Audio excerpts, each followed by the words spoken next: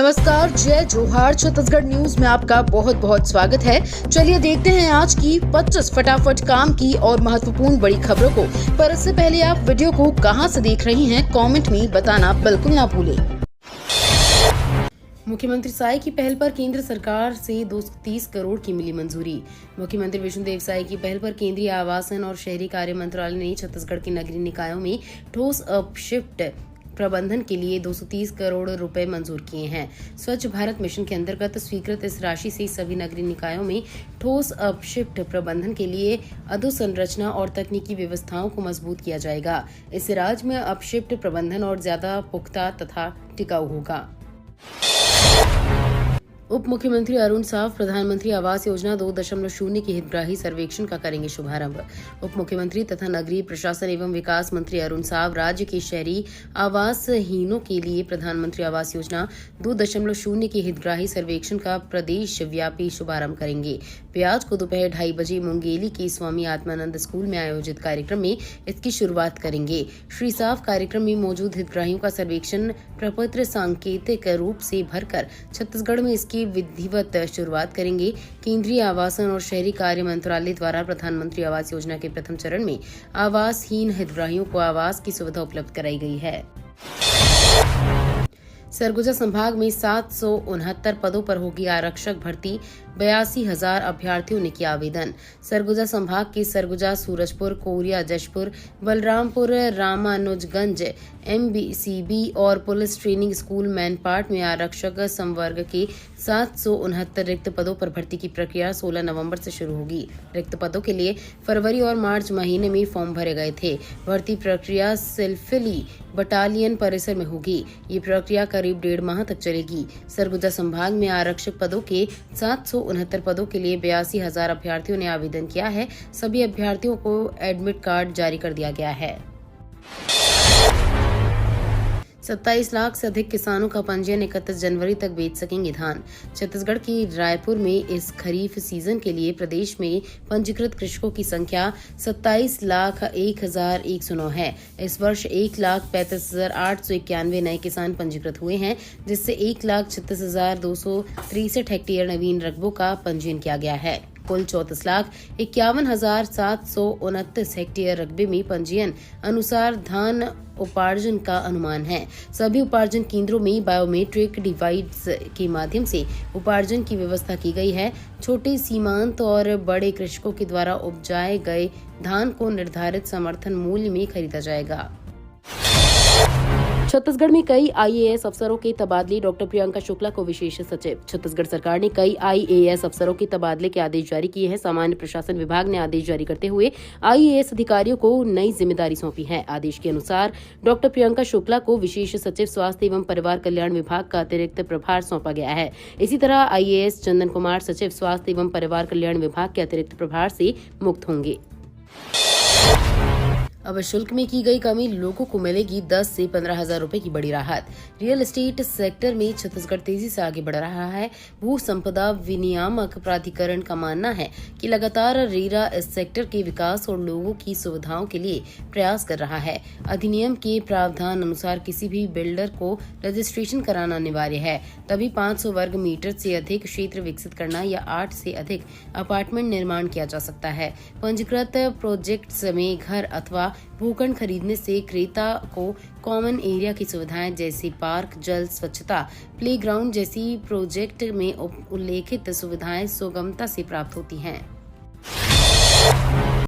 लाडली बहन योजना की तरह बढ़ाई जाए महतारी वंदन की राशि। छत्तीसगढ़ में अब महतारी वंदन योजना की राशि बढ़ने की मांग उठ रही है। मुख्यमंत्री विष्णुदेव साय को पत्र लिखकर इसकी मांग की गई है। दरअसल पूर्व मुख्यमंत्री अजीत जोगी के बेटे अमित जोगी ने प्रदेश सरकार से महतारी वंदन योजना की राशि में बढ़ोतरी की मांग की है, जिससे छत्तीसगढ़ समेत अन्य राज्यों का जिक्र कर सरकार से राशि बढ़ाने की मांग की है।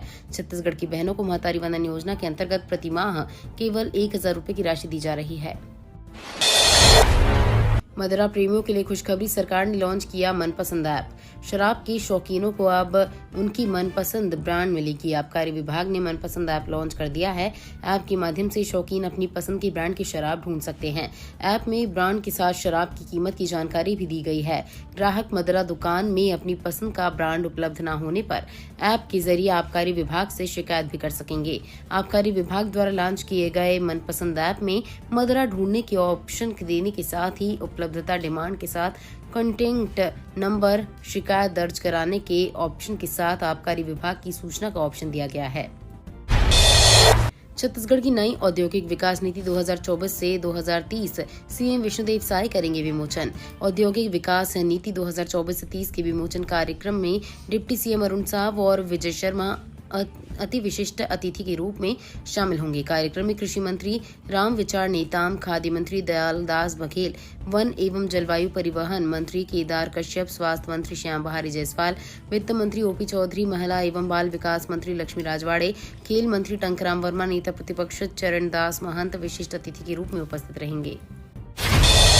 छत्तीसगढ़ की इंडस्ट्रियल पॉलिसी में फोकस में रहेंगे लोकल और पूर्व माओवादी। छत्तीसगढ़ सरकार निवेशकों को लुभाने की तैयारी में जुटे हुए हैं।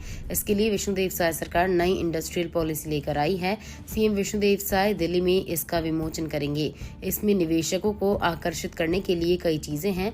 उद्योगों को प्रदेश में सब्सिडी दी जाएगी, साथ ही इनमें गैर औद्योगिक क्षेत्रों में लगने वाले उद्योगों को प्रोत्साहन, स्थानीय युवाओं और आत्मसमर्पित नक्सलियों को नौकरी देने पर उद्यमों को प्रशिक्षण भत्ता, स्टार्टअप को प्रोत्साहित करने के लिए फंड, एआई और रोबोटिक्स में काम करने वाले उद्योगों को 12 साल के लिए 100% राज्य जीएसटी प्रतिपूर्ति और निर्यात को बढ़ावा देने के लिए एक विदेशी व्यापार सहायता केंद्र शामिल है। छत्तीसगढ़ में समर्थन मूल्य पर धान खरीदी शुरू, किसानों में भारी उत्साह। उपार्जन केंद्रों में धान खरीदी का कार्य प्रारंभ हो गया है। शासन के निर्देश अनुसार जिला प्रशासन द्वारा खरीदी केंद्रों में सभी आवश्यक व्यवस्था सुनिश्चित की गई है। कोंडागांव विकासखंड के ग्राम बफना स्थित उपार्जन केंद्र में किसानों को पुष्पमाला पहनाकर स्वागत किया गया और धान खरीदी कार्य का शुभारंभ किया गया। साथ ही किसानों को शॉल एवं श्रीफल भेंट कर उनका सम्मान भी किया गया। इस दौरान कलेक्टर कुणाल दूदावत ने खरीदी केंद्र में व्यवस्थाओं का जायजा लिया और टोकन कटाने पहुंचे किसानों से मुलाकात की और कहा कि शासन द्वारा ऑनलाइन टोकन की व्यवस्था की गई है। छत्तीसगढ़ के रेल यात्रियों को फिर लगा झटका। बिलासपुर से कटनी के बीच तीसरी लाइन का कार्य किया जा रहा है। इसके अंतर्गत 24 से 30 नवंबर तक बिलासपुर कटनी सेक्शन के नौरोजाबाद रेलवे स्टेशन को तीसरी लाइन से जोड़ने के लिए यार्ड रिमॉडलिंग का कार्य किया जाएगा। इसके फलस्वरूप रेलवे ने छत्तीसगढ़ से गुजरने वाली 25 ट्रेनों को कैंसिल कर दिया है। वहीं 2 ट्रेनों का रूट बदल दिया गया है। सुप्रीम कोर्ट में ऑनलाइन सुनवाई कर ठग लिए 6.50 लाख रुपए में एलआईसी अफसर डिजिटल अरेस्ट। छत्तीसगढ़ के रायपुर में जीवन बीमा कार्यालय पंडरी के अधिकारी राकेश नशीने को डिजिटल अरेस्ट कर लिया गया है। ठगों ने सीबीआई अधिकारी बनकर कॉल किया, फिर मनी लॉन्ड्रिंग केस बताकर डिजिटल अरेस्ट कर लिया। फर्जी सुप्रीम कोर्ट बनाकर उसकी ऑनलाइन सुनवाई भी करा दी गई। इससे डर का उसने 6.5 लाख रुपए दे दिए। आपका गैर जमानती वारंट जारी हुआ है। ठग ने फिर कोलाबा पुलिस स्टेशन के नंबर 8348965540 से मेरा कॉल कनेक्ट कर दिया। इनमें विजय खन्ना कहने लगा कि कैनरा बैंक माहिम शाखा में आपके खाते में करोड़ों का अवैध लेन देन है। अब 0 नंबर पर भी होगा बीएससी नर्सिंग में प्रवेश। आईएनसी ने दी अनुमति। बीएससी नर्सिंग में प्रवेश के लिए व्यापम से होने वाला एंट्रेंस एग्जाम महज औपचारिक बनकर रह गया है। इंडियन नर्सिंग काउंसिल ने 122 निजी कॉलेजों में बीएससी की खाली 4,775 सीटों को 0% में से भरने की अनुमति दे दी है। जानकारी के अनुसार अब 0 नंबर वाला भी प्रवेश ले सकेगा। ये क्वालिटी एजुकेशन के लिए घातक साबित होगा। प्रदेश में 8 सरकारी नर्सिंग कॉलेजों की सभी सीटें भर चुकी हैं, लेकिन 3 राउंड के बाद भी निजी नर्सिंग कॉलेजों में बीएससी की 66.12% सीटें खाली हैं। डिप्लोमा फार्मेसी के छात्र मेडिकल कॉलेजों से कर सकेंगे इंटर्नशिप। छत्तीसगढ़ के रायपुर शहर में डिप्लोमा फार्मेसी के छात्र 3 माह की इंटर्नशिप मेडिकल कॉलेज संबंध अस्पतालों से कर सकेंगे। DME ने इसका आदेश जारी कर दिया है। छात्र अंबेडकर अस्पताल के अलावा DKS डेंटल कॉलेज व सिकल सेल संस्थान में इंटर्नशिप कर सकेंगे। यही नहीं, प्रदेश के 10 सरकारी मेडिकल कॉलेज संबद्ध अस्पतालों से इंटर्नशिप के लिए पात्र होंगे। डिप्लोमा फार्मेसी कोर्स की पढ़ाई 3 हिस्सों में होती है। भाग 1, 2 और 3 में प्रैक्टिकल ट्रेनिंग व इंटर्नशिप होती है। रायपुर दक्षिण विधानसभा उपचुनाव में 50.50% वोटिंग, 30 उम्मीदवारों की किस्मत का होगा फैसला। छत्तीसगढ़ की रायपुर शहर दक्षिण विधानसभा सीट पर उपचुनाव में 50% से अधिक मतदाताओं ने मतदान किया। रायपुर संसदीय क्षेत्र से लोकसभा के लिए निर्वाचित होने के बाद भारतीय जनता पार्टी के विधायक और राज्य की पूर्व मंत्री बृजमोहन अग्रवाल ने इस्तीफा दे दिया था, जिसके बाद ये सीट रिक्त हुई। चुनाव अधिकारियों ने बताया कि रायपुर नगर दक्षिण विधानसभा क्षेत्र में मतदान शांतिपूर्वक संपन्न हुआ। छत्तीसगढ़ में अब बढ़ेगी ठिठुरन, कई जिलों में गिरा पारा। बादल साफ होते ही प्रदेश में ठंड में बढ़ोतरी होते दिख रही है। रायपुर समेत सभी जिलों में दिन और रात के पारा में गिरावट होने से ठिठुरन बढ़ रही है। दरअसल द्रोणिका के प्रभाव के कारण हवा में नमी की मात्रा घट रही है, जिसके बाद तापमान में गिरावट हो रही है। मौसम विभाग की माने तो अगले 2 से 3 दिनों के भीतर तापमान में 5 से 6 डिग्री गिरावट के आसार हैं। लालपुर मौसम विज्ञान केंद्र के अनुसार अंबिकापुर में कड़ाके की ठंड की शुरुआत हो गई है। छत्तीसगढ़ का चमत्कारी कुआं पाने की जगह निकलने लगा पेट्रोल। छत्तीसगढ़ के दंतेवाड़ा जिले के गीदम में एक घर में स्थित कुएं से पेट्रोल निकलने लगा। सूचना मिलने पर आसपास के लोगों की भीड़ घर में जमा हो गई और लोग बाल्टी और ड्रमों में पेट्रोल निकाल के ले जाने लगे। वहीं प्रशासन और पुलिस को जानकारी मिलते ही पूरे इलाकों को सील कर दिया गया है। गीदम के वार्ड नंबर 12 निवासी भोलू जैन के घर के कुएं में बुधवार को अचानक पेट्रोल निकलने लगा। घर के लोगों को उस पेट्रोल की गंध आने लगी। 1 करोड़ के धान घोटाले के बाद अब किसानों से 24 लाख की धोखाधड़ी। भानु प्रतापपुर ब्लॉक के ग्राम केवंटी स्थित आदिम जाति सेवा सहकारी समिति किसानों के साथ धोखाधड़ी कर उनकी 24 लाख रुपए की राशि गबन कर ली गई है। मामले में लैम्प्स के प्रभारी प्रबंधक, कंप्यूटर ऑपरेटर समेत 6 लोगों के खिलाफ धोखाधड़ी का मामला दर्ज किया गया है। विदित हो इसके पहले भी इसी लैंप में 1 करोड़ रुपए के धान व बारदाना की हेराफेरी की गई थी, जिसकी जांच जारी है। ऋण वसूली में गड़बड़ी सामने आने के बाद विभाग को कार्यालय में ये लिखकर चस्पा करना पड़ा गया कि ऋण की रकम कर्मचारी DR नरेटी के पास जमा करें। शिक्षा विभाग के 10 कर्मचारी अचानक छुट्टी लेकर गए विदेश। शिक्षा विभाग के पदस्थ 10 लिपिक बगैर अनुमति के विदेश यात्रा पर हैं। छत्तीसगढ़ पेरेंट्स एसोसिएशन के प्रदेश अध्यक्ष क्रिस्टोफर पॉल ने जिला शिक्षा अधिकारी प्रवास बघेल को मामले की नामजद शिकायत करते हुए सभी लिपिकों पर कड़ी कार्रवाई करने की मांग रखी है। मिली जानकारी के अनुसार शिक्षा विभाग में पदस्थ 10 लिपिक आकस्मिक अवकाश का ऑनलाइन आवेदन देकर बगैर शासन से अनुमति लिए विदेश यात्रा पर चले गए। नशे में युवक का high voltage drama, mobile tower पर चढ़कर मचाई सनसनी। छत्तीसगढ़ के कोंडागांव जिले के चिवावंड गांव में एक शराबी युवक ने जमकर हाई वोल्टेज ड्रामा किया। दरअसल युवक नशे की हालत में मोबाइल टावर पर चढ़ गया। इस दौरान लोगों की भीड़ जमा हो गई। मामले की जानकारी लोगों ने पुलिस को दी। सूचना मिलते ही पुलिस टीम मौके पर पहुंची और युवक को टावर से उतारने की कोशिश शुरू की। इसके बाद देर रात तक उसे जैसे तैसे उतारा जा सका। डोमिनिका ने पीएम मोदी को अपना सर्वोच्च राष्ट्रीय सम्मान देने की घोषणा की।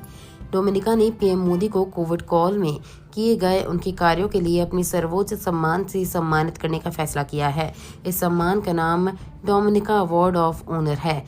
ये खास सम्मान कोरोना महामारी के दौरान डोमिनिका में उनके योगदान और भारत और डोमिनिका के बीच साझेदारी को मजबूत करने के उनके समर्पण को और मजबूत कर देगी।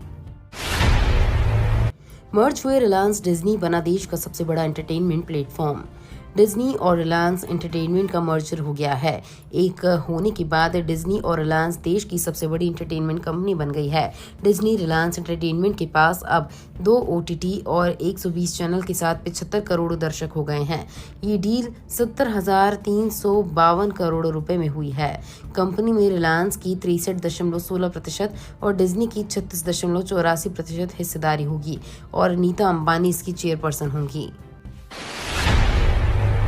भारत के इनकार के बाद शाहिद अफरीदी ने लगाई गुहार। पूर्व पाकिस्तानी क्रिकेटर शाहिद अफरीदी ने आईसीसी चैंपियंस ट्रॉफी 2025 को लेकर बिना नाम लिए भारत पर निशाना साधा है। उन्होंने कहा, 1970 के दशक के बाद पहली बार क्रिकेट इतनी बड़ी चुनौती का सामना कर रहा है। समय आ गया है कि मतभेदों को किनारे रखें और खेल को हमें एकजुट करने दें। अपना अहंकार त्याग कर चैंपियंस ट्रॉफी के लिए पाकिस्तान का दौरा करना चाहिए। मैं सभी टीमों को पाकिस्तान में देखने की उम्मीद कर रहा हूँ। भ्रामक विज्ञापन दिया तो कोचिंग सेंटर जुर्माना भरेंगे, गाइडलाइन जारी। कोचिंग इंस्टीट्यूट के विज्ञापनों को लेकर केंद्र सरकार ने गाइडलाइन जारी की है। इसके तहत कोचिंग सेंटर 100% सिलेक्शन और नौकरी का वादा नहीं कर सकेंगे। भ्रामक और गुमराह करने वाले विज्ञापन देने पर कोचिंग सेंटर पर जुर्माना लगेगा। गाइडलाइन जारी होने के बाद से सेंट्रल कंज्यूमर प्रोटेक्शन अथॉरिटी यानी CCPA ने अब तक 54 नोटिस जारी किए हैं और लगभग 54.60 लाख रुपए का जुर्माना लगाया है। ये तो थी आज की बड़ी खबरें। अगर आपको न्यूज पसंद आई हो तो वीडियो को लाइक और शेयर करना बिल्कुल ना भूलें। धन्यवाद।